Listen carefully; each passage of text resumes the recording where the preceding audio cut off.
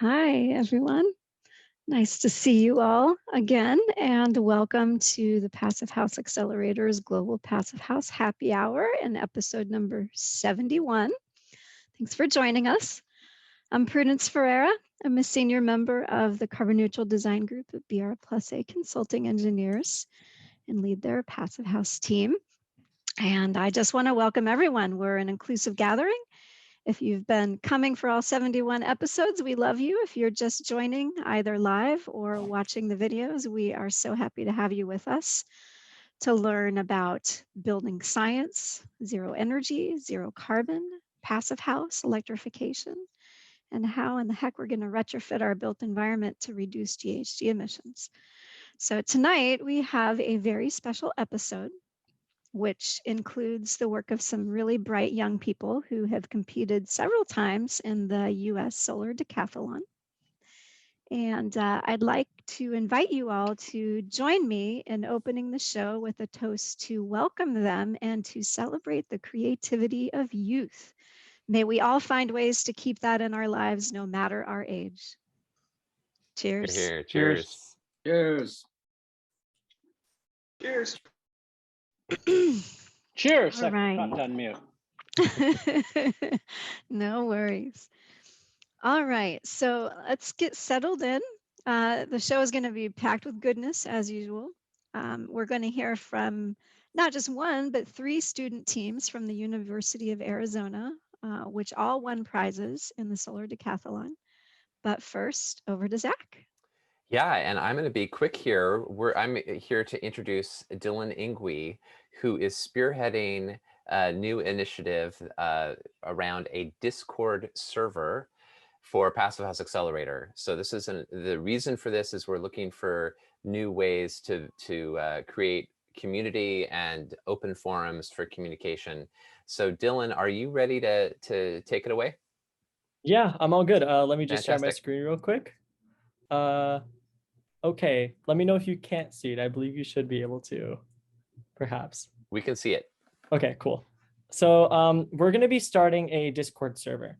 So for those of you who don't know, before I actually do read this slide, Discord is basically like a sophisticated chat room kind of an application. So if you've ever used Slack, Microsoft Teams, even Google Hangouts, anything like that, it's very, very similar to that.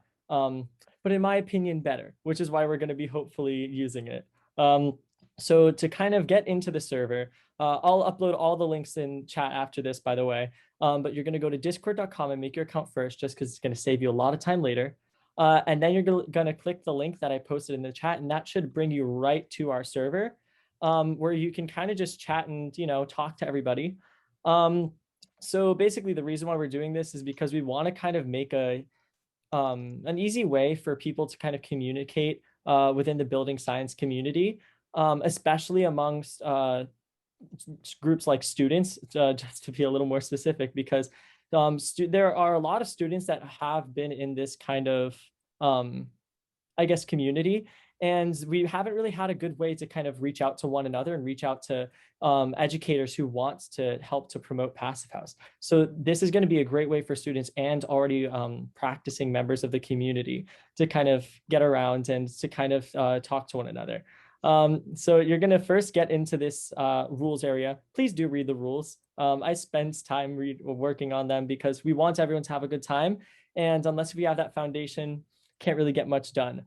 And then after that, I'm going to repeat this for everyone. Even if you're already in the server, please make sure you already did do this. Go to our roles channel so that you can get yourself some nice, cool colors. You're going to just click on the corresponding emoji with the role you want. If you're a certifier, you click the certifier role.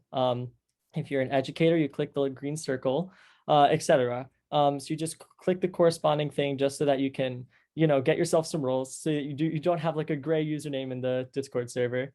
And so that we can contact you easier, and so that we kind of know who you are. There's also channels. This is a pretty easy one. Basically, every channel should be relatively kind of like self-explanatory. So general is just for kind of general stuff. Q&A is for questions and answers. Ideas is for when you have an idea and you want to see what other people think. So you can just left click if you're on a computer, or just tap it if you're on your phone to get to different channels and kind of manage that well. And another thing is you should definitely change your nickname, because you're probably going to make some weird username, like when you make your Discord account, if you don't already have one. So just so we know who you all are, and so that everybody knows who everyone is, you're going to go up here to where the first arrow is by number 1, and you're going to click that. And then you're going to go to the arrow with number 2 where the blue is highlighted to change nickname. We're going to try to follow the first name, last name, and then your pronouns in parentheses kind of format. So just to give you an example, for me, that would be Dylan Ingwe, parentheses, he/him. And then also you're going to want to update your profile. You don't want the Discord logo as your profile picture forever. So you're going to click the user settings, which is in the bottom left of your corner. I circled it 80 times in red right here. And basically you're going to click that. And then under user profile, you can just hit change avatar. It should be the first option. And you can upload any image you want. And that's going to be your profile picture. And then last but not least, if you need any help at all, go to tutorials. It's a channel that we have under announcements. So that's how you can practice switching between channels. Please watch the video. It explains everything I just explained, but 20 times better and a little bit slower, so that's easier to understand. And then if that doesn't answer your questions, 1000% DM me. Once again, my name is Dylan Ingwe. I will answer your question the second I see it. And I hope that we can all have a great time and that we can make a vibrant community on Discord. Awesome. Thank you, Dylan. That's fantastic. And I have Discord open right now, and I see several familiar faces on it as we speak. So we have the beginnings of this community. It's exciting. Thank you for your work on putting it together. So we're going to go into breakout rooms right now, so that we'll spend just a few minutes. We've got a packed program, as Prudence mentioned, so we'll keep it to 5 or 6 minutes this time. And this is an opportunity to just say hello. It's rapid fire introductions. Make sure you get around the circle, and let me set them up right now. Welcome back, everybody. I hope those breakout rooms were fun. We are going to go quickly into announcements and then into the program here. And I'm going to keep this as brief as I possibly can. So first, let's see if I share the right screen. Yes. So on the Passive House Accelerator website, we publish in articles, we publish a week in preview every week. And that's what this is. So you can look at this to see everything I'm going to share. We have, of course, tonight's program. We have Mark Willey of Teestead and the co-host of Construction Tech featured on this week's Passive House podcast episode. It's a great interview between Mark and Matthew Cutler-Welsh, the co-host of the podcast. Please check that out. We also have a bunch of bonus short podcast episodes based on interviews that I conducted when we were at the North American Passive House Network conference in June of last year. So we have 18 of those in all. So there's a lot of stuff on the podcast right now. This fall is going to be really packed with great events. So we have the International Passive House Conference in September. We have the Tower Retrofit Symposium by Passive House Canada. We have the TheusCon conference in October. We have the South Pacific Passive House Conference in November 25th and through 27. That should be a 27. So many of these, if not all of them, have content online that you'll be able to take advantage of. So check all that out. Great socials, as always, and educational programming. We also are going to be taking, we're going to have a month off for programming for the happy hour, for Construction Tech, and for the podcast. So August is going to be a break for all those shows as we gear up for some fantastic programming in the fall that will be rolling out in a series of announcements in a couple weeks. So please enjoy today's episode of the happy hour, and then we'll take a few weeks off. So with that, I'm going to hand it off to Prudence. Can you hear me? Yes. Yeah. Okay, great. My headset just went out. It's been on the blink, so hopefully the audio is not too bad. All right, so I have the honor of introducing our 3 brilliant teams of students from University of Arizona's undergrad architecture program, whose work was supported by Jonathan Bean, who's assistant professor of architecture, sustainable built environments, and marketing. And I first met Jonathan several years ago at a WUPI class I taught, and he has since returned the favor in spades, teaching many students how to use WUPI Passive, including the students on these projects and FIAS principles, which they use for these winning designs we're about to see. As you're going to see very shortly, the students' results really demonstrate their passion, their innovation, their dedication, their skills, and their teamwork. For the past 4 years, teams from the University of Arizona have competed, and for the past 3 years, their designs have included a concept called sunblock that we're going to hear a bit more about. Sunblock is designed specifically for the desert, and it's a distributed heating and cooling system that generates and stores carbon neutral thermal energy and shares it with the neighborhood or micro community. Really cool idea. The first team we're going to hear from is the Loop team, who won first prize in the mixed use multifamily division. The second team we're going to hear from will be Barrio Oeste, who took second prize in the mixed use multifamily division. And then the third team to present is going to be the Camino Verde team, who placed second in the urban single family division. So first up, we have Ellie, Rachel, and Hao. Second, we're going to hear from Noëlle, Lydia, Anna, Yvette. We might not have all the team members here, but we have at least some of them. And then the third team is Tayler, Eunbee, Matt, and Ashlyn. Thank you so much for joining us. Hi, everyone. My name is Ellie. And I'm Rachel. And we're here to talk to you about the Loop, a mixed-use multifamily design project.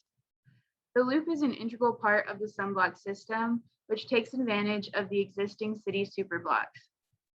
In this sunblock neighborhood of Myers Elementary School, we work together with the Loop to convert excess solar energy in a thermal storage system located on site.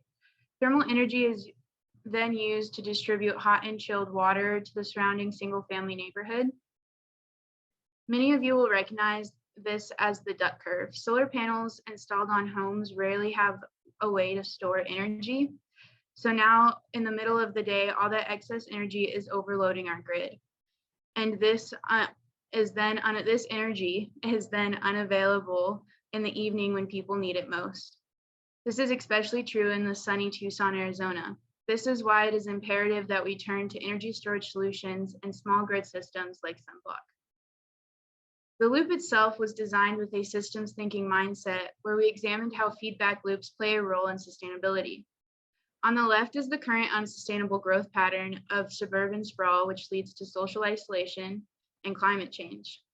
In this mixed-use multifamily environment like the Loop, we can offer a new template for sustainable urban growth that strengthens communities and leads to sustainable living. Our site is located in the Myers neighborhood, which has a household income that is 43% lower than the national average, compared to our city of Tucson, which is 26% lower. On the site is a vacant strip mall and almost entirely hardscape. The site best represents Tucson's predominant urban issues like routine flooding, poor walkability and public transportation, unused commercial buildings, and an overall disconnect with resources. With our systems thinking mindset, everything becomes part of an interconnected system. Because of this, we were able to address 3 huge concepts of gentrification, the energy crisis, and the climate crisis that we found equally important in this project. Addressing gentrification means asking yourself how the project can directly benefit the surrounding area. The Loop does this by connecting the Myers neighborhood to missing resources with an on-site daycare, library, shaded bus stop, and open office spaces, noted in the site plan on the left. On the right, existing alleys have been remodeled into pedestrian walkways. The Loop also directly benefits its residents by operating as a co-op and providing them with stock upon moving in. This stock allows them to act as decision makers for the Loop and gives them ownership over it, even as renters. For market rate units, rent is based on a percentage of the surrounding median income. So rent can only increase if the people of Myers' income increases, not the other way around, aka gentrification. For cities like Tucson, addressing the energy crisis looks like a reduced dependency on the existing energy infrastructure. Thanks to on-site solar, the Loop could be responsible for cooling the entire Myers neighborhood. The Loop also reduces its dependency on energy altogether through the integration of active and passive systems.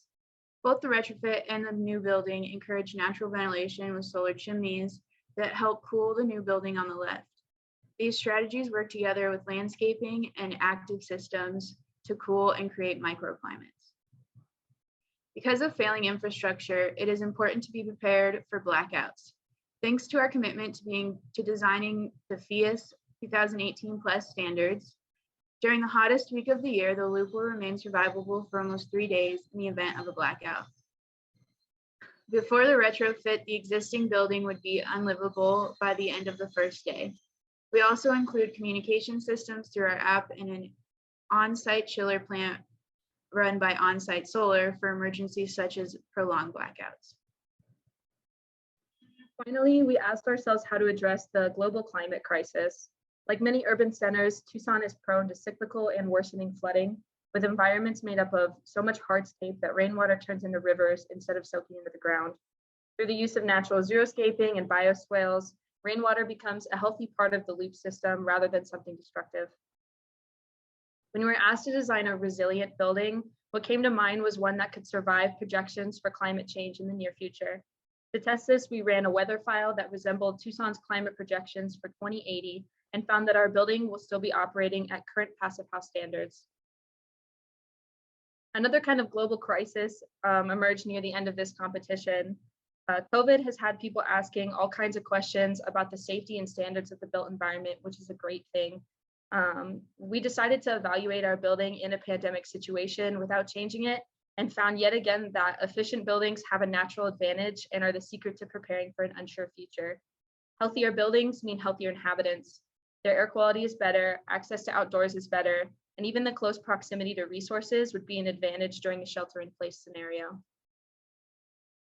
Understanding that no one component is enough to ensure a sustainable future, the loop operates as an interconnected system, aiming to break current unsustainable suburban growth cycles and introducing new patterns of energy production and use, representing the first template for sustainable suburban growth through Sunblock's microgrid. Thank you guys so much for listening. Thank you.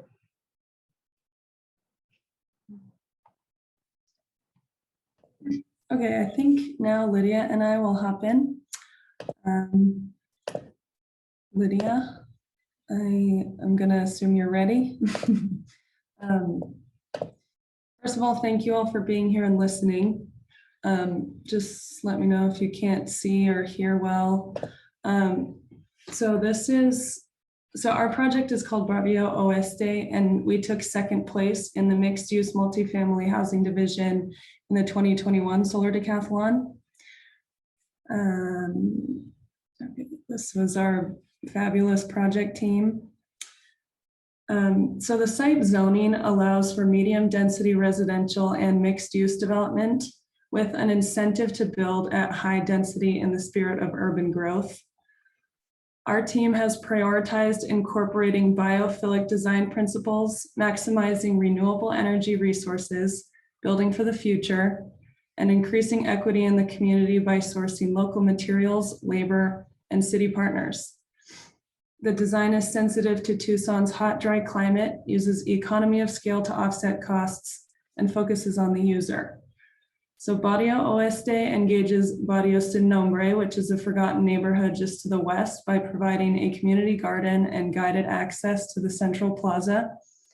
The building form influences foot traffic from the Mercado and annex shopping centers to the north. Preservation of views celebrate the iconic Santa Catalina Mountains and Sentinel Peak. The rerouted Sunlink streetcar through the site and access to the Diamond Bike Loop encourage responsible travel options.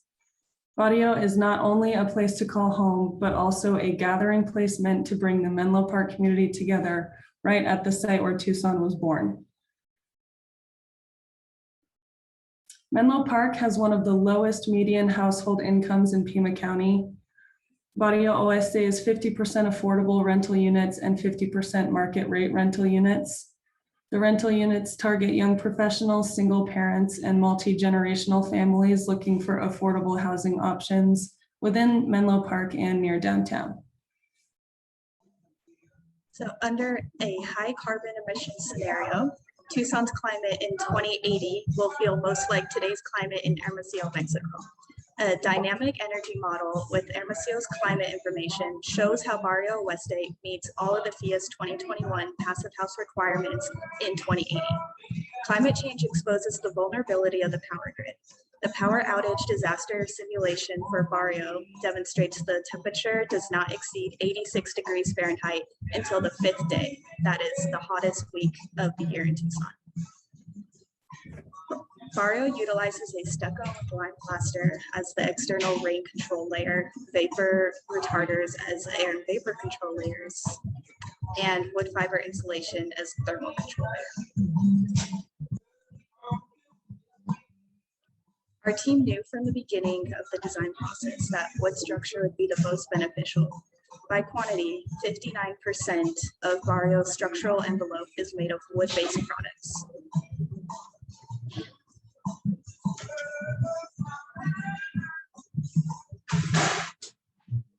Barrio's average EUI is 19.36 kilobtu's per square foot per year, significantly surpassing the mixed-use multifamily division target of the sunblock competition of 79 kBtus per square foot per year. Barrio is part of the Sunblock District Energy Sharing System, which Sunblock uses on-site PV arrays that drive air-to-water heat pumps, which uses significantly less refrigerant than an air-to-air system. Heated or cooled water is stored in thermal storage tanks and transported throughout the neighborhood to help heat or cool other buildings. Longer facades face north and south, while vegetation in the central plaza development protects the east facade from direct sunlight. These heat avoidance strategies can reduce the energy consumption of buildings as much as 80%. Barrio's energy performance is calculated through a static and dynamic Eunbee model analysis. Each building is modeled separately to meet their own respective targets. The potential on-site renewable energy was calculated using PV Watts calculator, and 75% of the roof area is used for PV panels. Each building is so efficient, we were able to meet its peak load with only 5 residential size air-to-water heat pumps. They make cool or warm water, which is stored in separate tanks, then when needed, come through the radiant floor in the residential units or through a hydronic air handler in the commercial portions of the project to provide comfortability of the building occupants. Proper material selection and assembly ensures the durability and performance of Barrio Oeste to the fullest. This project uses highly energy efficient HVAC systems, such as an ERV or DOAS, to provide advanced indoor air quality and radiant floor warm boards to properly condition the interior. Barrio Oeste also collects red and gray water to irrigate the entire landscape and recycle within the project. Our site promotes Tucson's sustainable and cost-effective options for travel by being adjacent to the Diamond Bike Loop that circumnavigates the greater area and rerouting the Sunlink electric streetcar that includes 24 stops within walking distance among hundreds of Tucson's most iconic features. People from across the city can enjoy Barrio's amenities and events with hassle-free parking, great community, live music, and so much more. Barrio is designed with many passive strategies, such as incorporating natural daylight and ventilation, as well as ensuring airtight assemblies with proper R values. Utilizing Tucson's 350 plus days of sunshine, renewable PV panels are spread across the roof to generate electricity and placed in thermal storage tanks that are used across the Sunblock Menlo Park neighborhood. Surplus energy can be sold back to Tucson Electric Power if needed. Because of the structural open web truss system, Barrio provides space for ductwork and other utilities within the trusses instead of underneath. This is one of many integrated design choices that reduces equipment loads, general energy use, and inspires an overall improved living experience. So the primary purpose of the Barrio app is to increase the occupant's life quality, and keeping a comfortable space makes this possible. Ventilation rates, humidification, and carbon dioxide levels are significant factors that impact indoor air quality. The app provides health and energy-related alerts aimed to improve the at-home experience of each user. Comfort strategies such as aromatherapy, biophilic design, natural lighting, and natural ventilation form a huge part of Barrio Oeste. Aromatherapy plants improve a person's well-being and help to de-stress.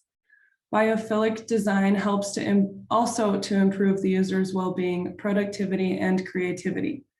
Natural daylight improves mental health and physical health by also increasing productivity. Warmboard is a structural radiant subfloor that maximizes performance. It has high conductivity due to the aluminum sheathing with lower water temperatures, which decreases energy use. The Ultra Air dehumidifier controls the humidity to reduce the dew point.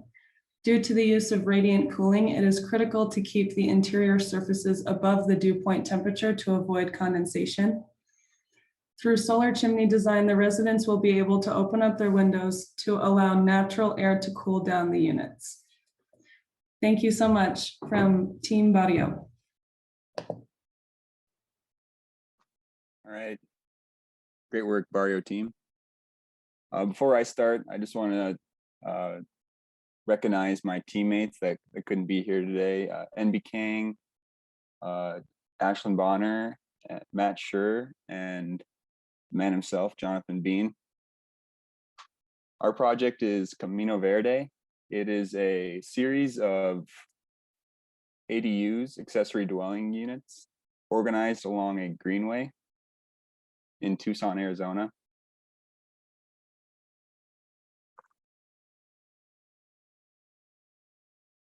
Three primary goals were considered when designing Camino Verde.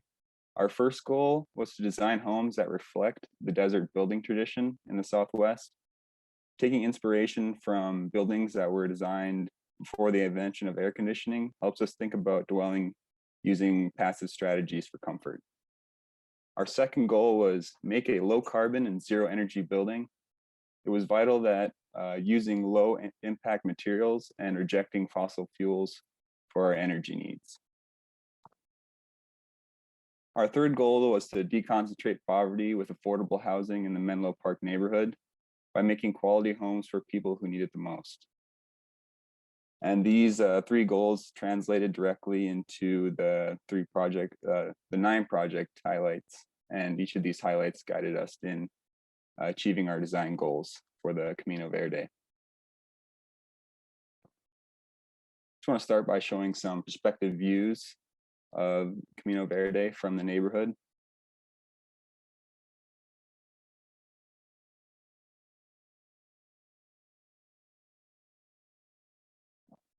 When we first visited the Menlo Park neighborhood, we began to realize the immense potential and informal organic beauty that is common across Tucson and desert architecture.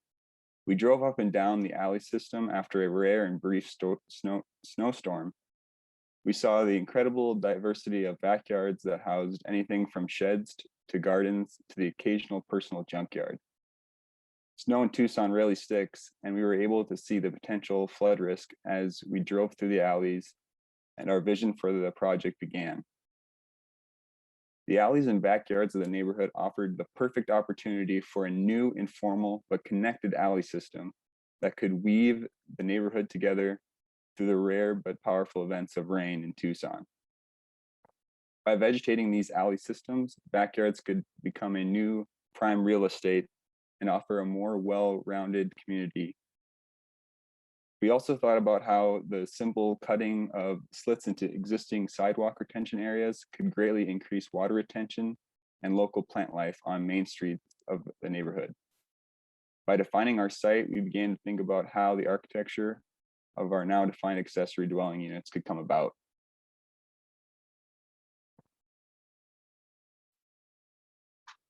Our architecture is largely driven by empowering the people of the neighborhood to decide their own futures for both themselves and the neighborhood. We wanted to offer an architecture that could fit into each uniquely sized shape spaces of existing backyards in the area, while also offering answers to different target markets. We discovered that the biggest single category in the neighborhood is single parents, and we thought about ways our design could improve their lives. Our accessory dwelling units offer the perfect environment for multi-generational housing that help families help each other. Grandparents will be enabled to live in close proximity to their families while maintaining independence in their new ADUs.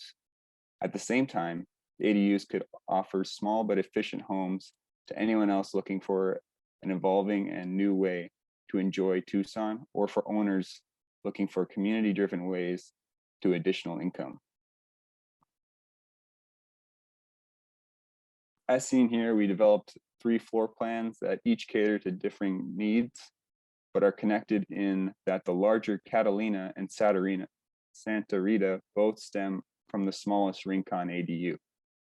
By allowing for the smallest Rincon unit to modularly grow in size over time through panelization, we were able to offer to their users the unique opportunity to start with the smallest unit and grow their home as their families grow.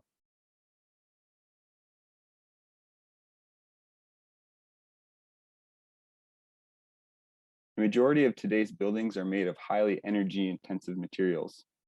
The Camino Verde ADUs utilize natural materials such as wood, clay plaster, invasive buffalo grass mixed with straw, and wood fiberboard to store carbon and offset emissions. Also, minimize material use from reduced floor and surface areas of these small accessory dwelling units have less embodied energy than traditional single-family homes. Lastly, to limit the use of energy-intensive concrete, the foundation is designed to lessen the amount of concrete. Our panelized assembly has potential for widespread use of low-carbon architecture in Tucson.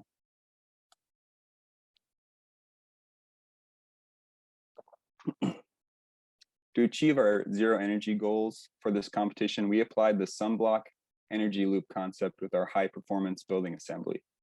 Using the FIAS 2021 passive building targets, our group optimized and tested our building assemblies in WUFI to verify that we were meeting these targets. With a successful building envelope for Tucson's climate, we offset the energy using a solar roof ramada to support a photovoltaic system and provide a comfortable outdoor rooftop for ADU residents. On the neighborhood scale, the sunblock loop takes excess energy produced from the Camino Verde ADUs through an air-to-water heat pump to transfer electric power into thermal energy. This energy is stored in water tanks that redistribute thermal energy during peak hours to reduce grid stress. Combining the sunblock loop with Camino Verde ADUs is a sustainable and resilient alternative to grid-reliant homes.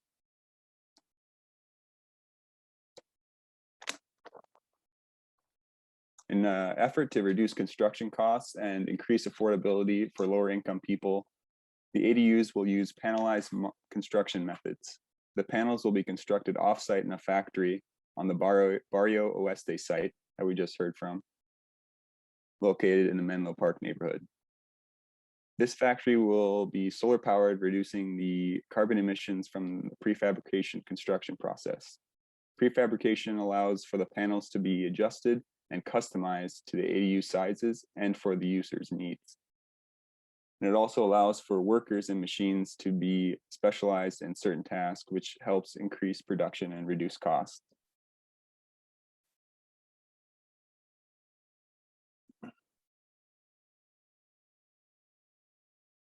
Once the panels are on site, they will then be assembled together to form the ADUs. Due to the prefabrication process at the factory, the construction time will be greatly reduced, thus decreasing the total cost of putting the panels together.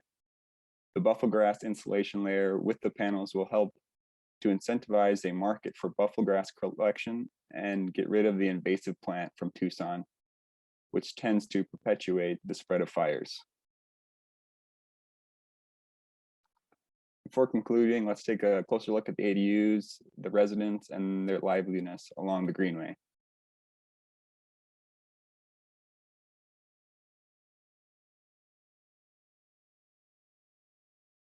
Thank you all so much. That was fantastic. So we'll go ahead and start with some general questions for the next 10 minutes or so. Then we'll have some closing announcements, and then we'll roll into the after hour. Great stuff. Excellent, everyone. Hopefully everyone can hear me okay. Is that Yep. a yes? Yes, Perfect. we can.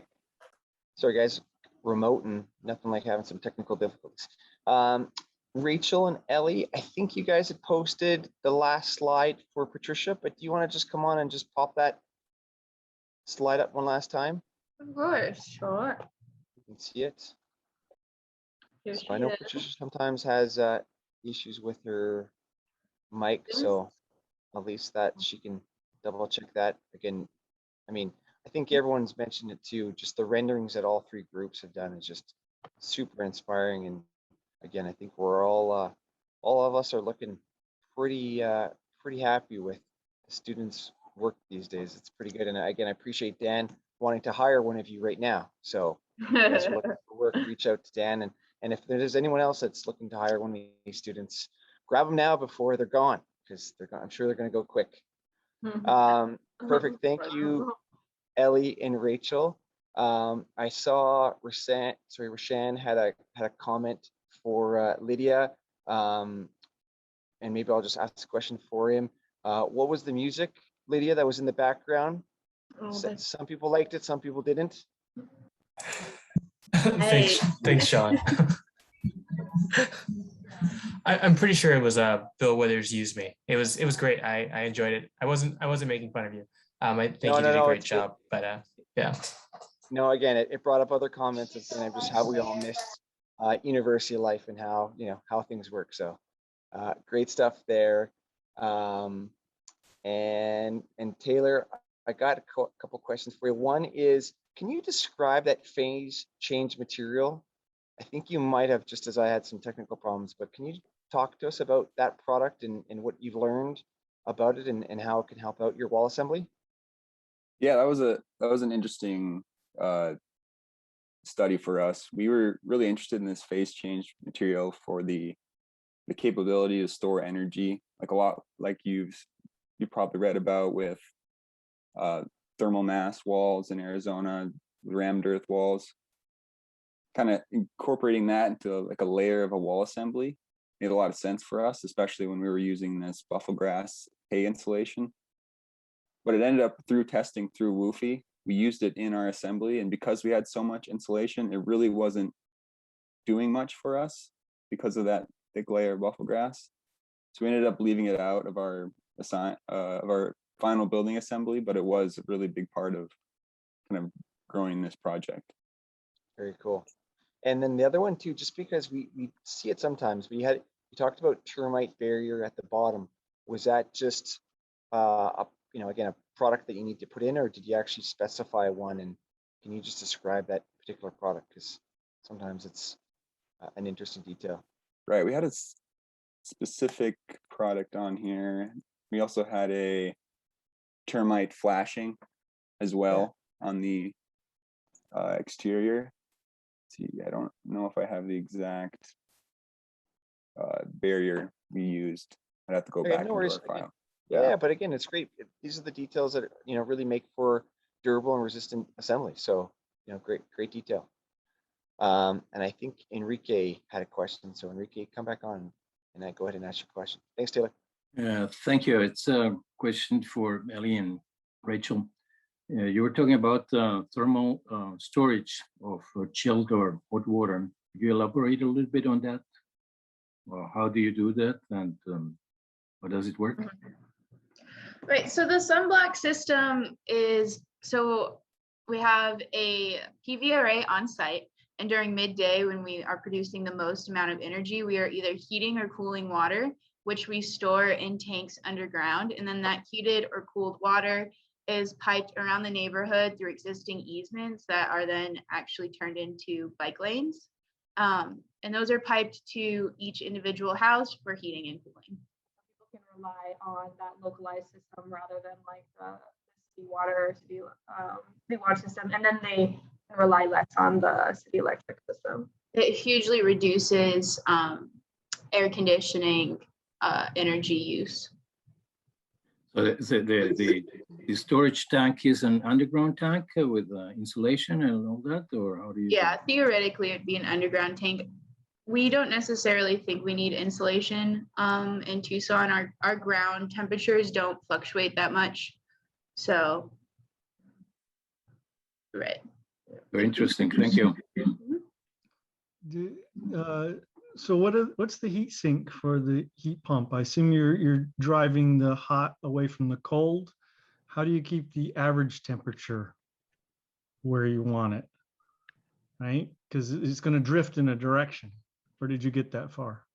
I don't know if I even, so our heat pumps, we like spec'd them, we pulled them off the shelf for this. So each individual heat pump is just using that already cooled or chilled water.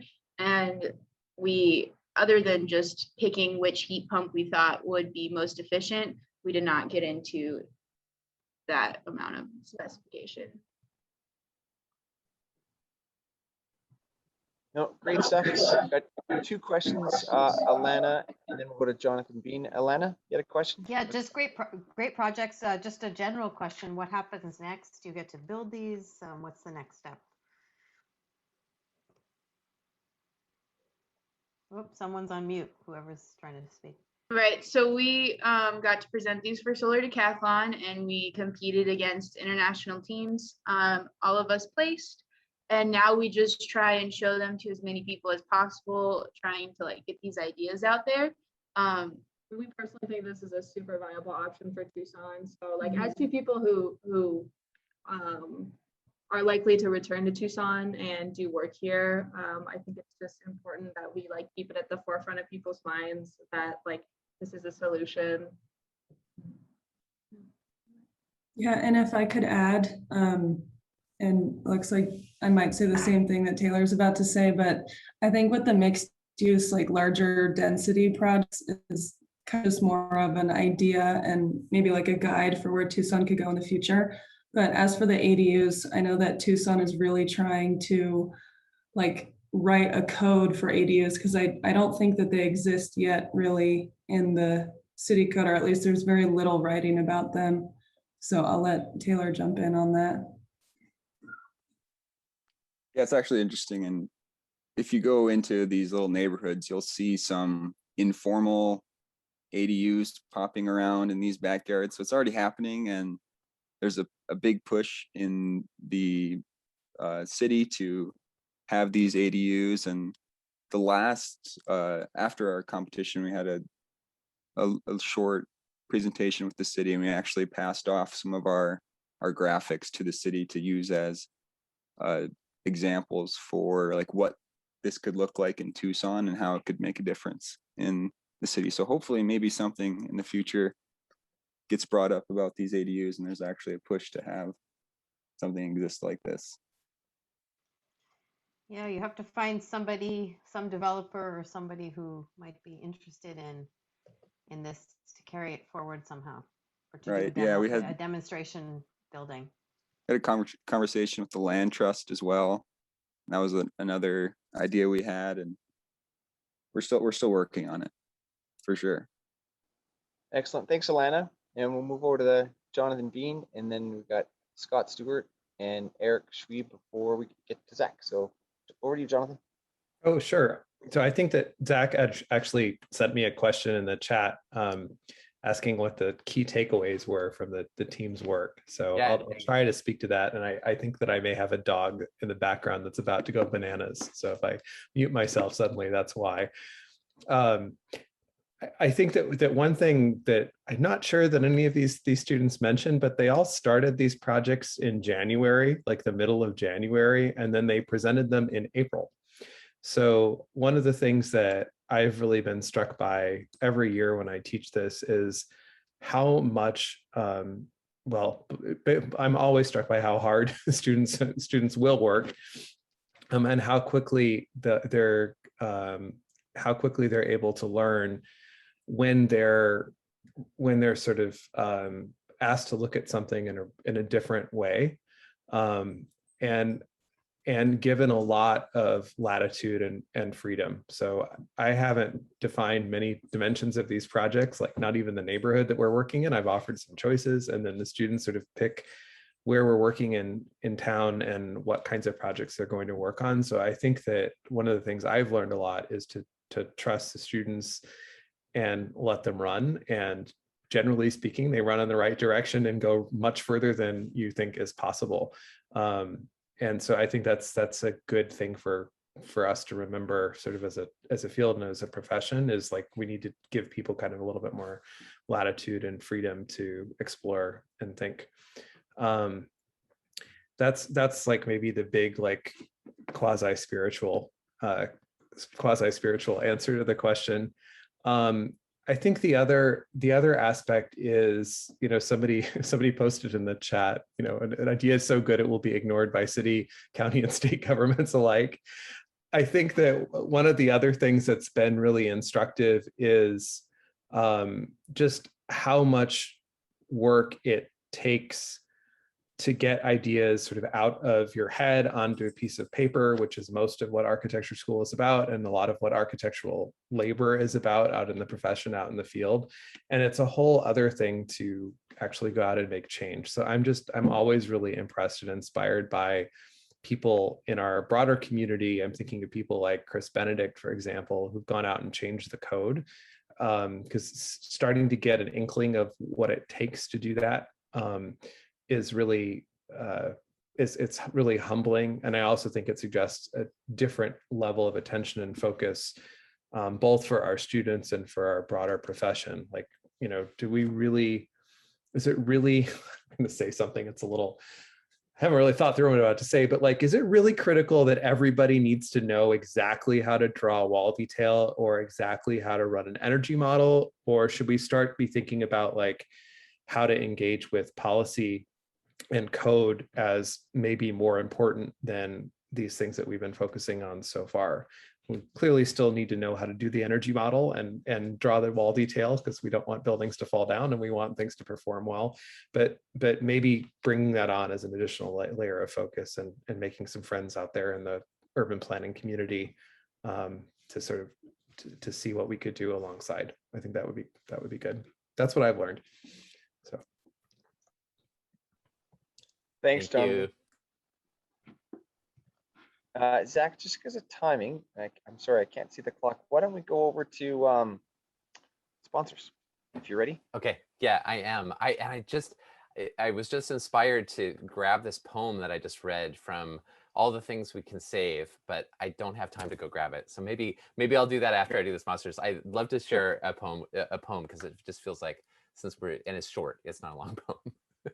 It's not an epic poem, it's a short poem. So maybe we have time to do that later. But before I do that, I'll do the announcements and sponsors here.